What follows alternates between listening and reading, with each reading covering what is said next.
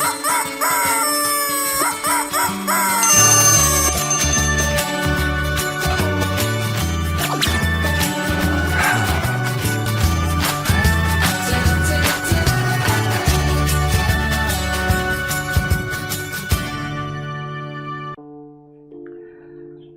Morning, सुप्रभात, केम छो, सलाम। उम्मीद है आप सब लोग बेहतर होंगे, अपना ध्यान रख रहे होंगे। मुझसे कई लोग कहते हैं कि सर अब हमको ऐसा लगता है कि जो कंपटीशन है वो इतना बढ़ चुका है कि उस कंपटीशन में यदि हम जीत भी जाएं तो कहाँ हम पहुँचेंगे ये कह पाना भी मुश्किल होता है, क्योंकि देखिए कंपटीशन कभी ख़त्म ही नहीं होता है। आप नीट का एग्ज़ाम निकालेंगे तो मेडिकल कॉलेज पहुँचेंगे, मेडिकल कॉलेज में पढ़ेंगे, आप अपने क्लास में पढ़ेंगे तो आपको क्लास के बच्चों के बीच अच्छा रैंक लेके आना है। वहाँ से फिर आप जो है वो MD MS के एंट्रेंस की तैयारी करेंगे, फिर वहाँ से आप MD MS करेंगे, उसके बाद फिर कॉम्पीट करेंगे, आपके भी DM करने मिल जाए, MCH करने मिल जाए। वहाँ चलो हमने यदि प्रैक्टिस में आते हैं हम तो प्रैक्टिस में और पुराने इस्टेब्लिश डॉक्टरों से हमें कॉम्पीट करना होता है। मतलब जीवन भर प्रतिस्पर्धा चलती रहती है, तो सुख कैसे मिलेगा? किसी ने मुझसे बड़ा रिलेवेंट क्वेश्चन किया है, तो मैंने कहा इस रिलेवेंट क्वेश्चन का मैं आंसर जरूर दूंगा मैं, कि सुख कैसे मिलेगा। ये बहुत इंपॉर्टेंट चीज है। यदि हमको प्रतिस्पर्धा करनी है, इतनी कंपटीशन करनी है, तो मतलब हम क्या पाना चाह रहे हैं? दरअसल मैं आपको क्लियर कर दूं कि दुनिया में एक बड़ा भ्रम यह है कि कोई मंजिल होती है, सफर होता है। याद रखना, आज तुम्हारी मंजिल नीट है, तुम नीट को क्रॉस करके आगे पहुंच जाओगे। कल तुम्हारी मंजिल MD MS का एंट्रेंस एग्जाम नेक्स्ट होगा, वहां पहुंचोगे।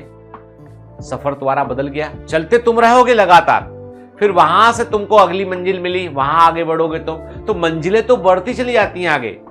मतलब कोई फाइनल डेस्टिनेशन नहीं होता है, सफर होता है।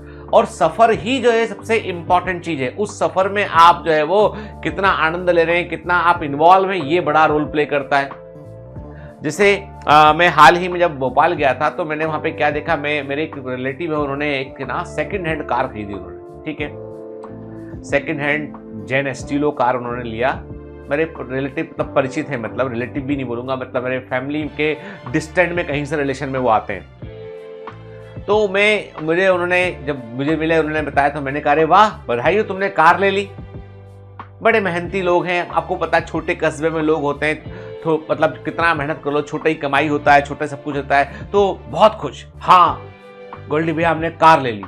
बहुत बढ़िया, जेन एस्टीलो, पुरानी गाड़ी, एकदम खुश होकर दिखाया, कवर निकाल के, देखो ये ऐसी है, इसमें ऐसा हॉर्न है, ये है वो है, हमने ये लगा रखा है, देखो इसमें अंदर इंटीरियर में ये करवाया हुआ है, ये है बढ़िया है ना, सीट कवर लगवाया हुआ। एकदम बहुत खुशी के साथ, आंखें चमक रही थी, चेहरे पे खुशी थी, और वो खुशी ऐसी थी कि जैसे जेट प्लेन खरीद लिया हो।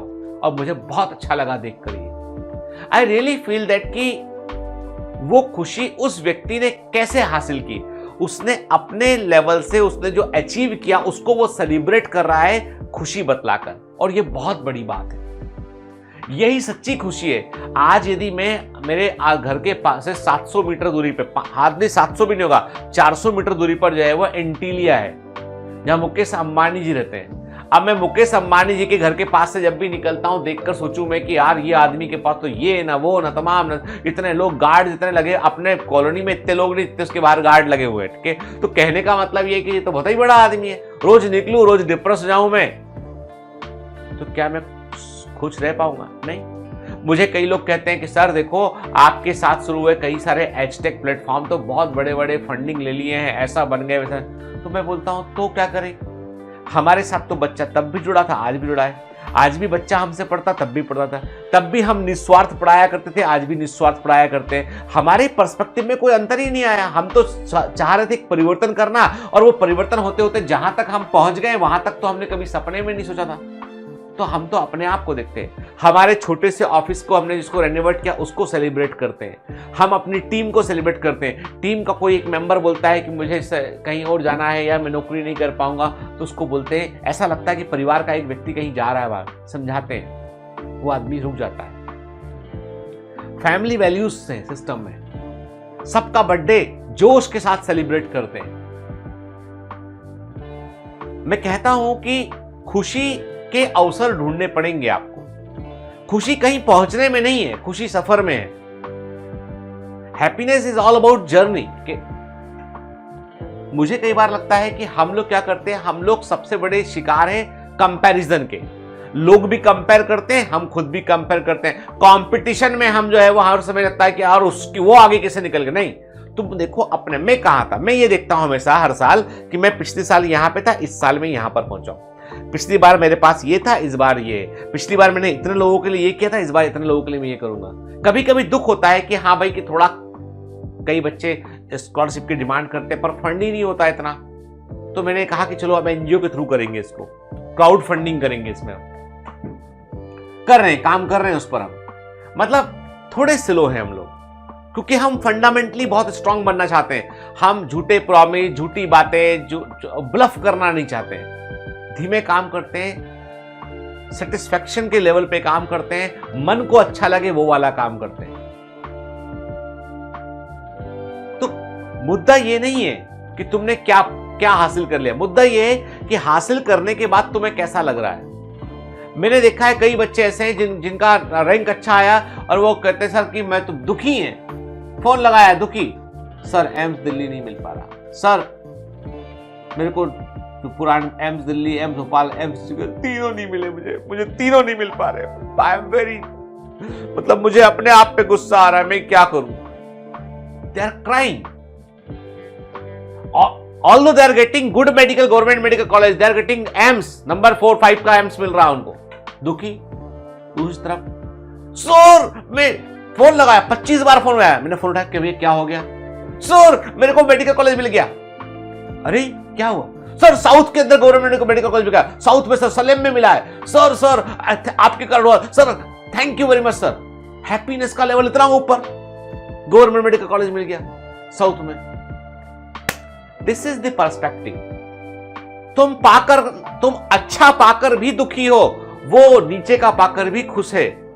आप बताओ जिंदगी किसका साथ देगी, कौन जिंदगी में सुखी रहेगा? खाली हाथ आए थे सब लोग, खाली हाथ चले जाते हैं, कुछ नहीं होता।